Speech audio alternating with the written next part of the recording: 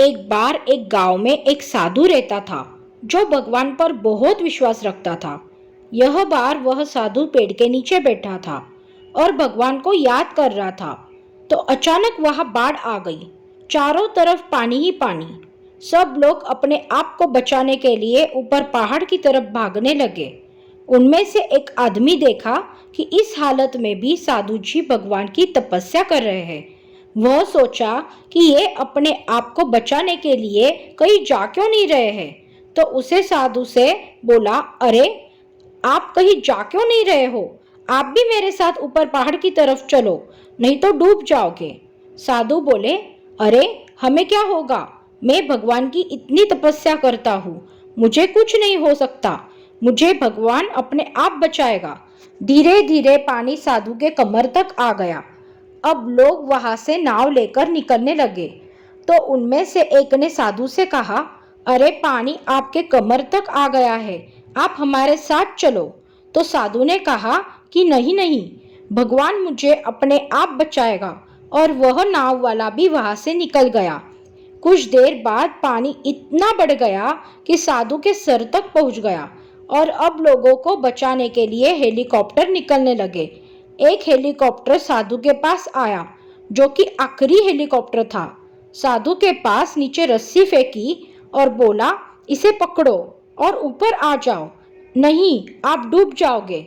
यह आखिरी हेलीकॉप्टर है और आपके पास में दूसरा कोई रास्ता नहीं है बचने के लिए। साधु ने कहा, ये रस्सी वापस ऊपर खींच लो और आप चले जाओ। मुझे भगवान के ऊपर पूरा भरोसा है, वह मुझे बचा लेगा। पानी काफी ऊपर आ गया, पेड़ डूब गया और साधु की भी डूबने से मौत हो गई।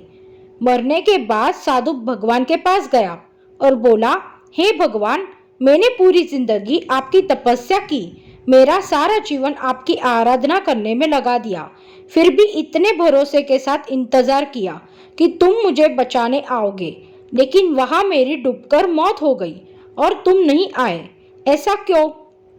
भगवान बोले, मूर्ख इंसान, एक नहीं 3 बार आया था। वो तीनों बार मैं ही तो था।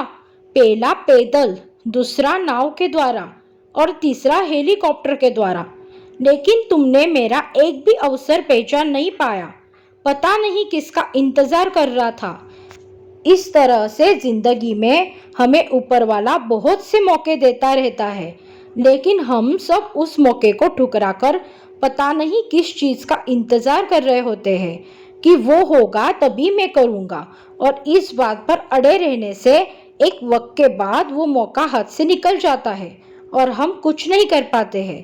तो किसी भी अच्छे समय का इंतजार मत करो, जो भी करना है आज और अभी से ही शुरू कर दो।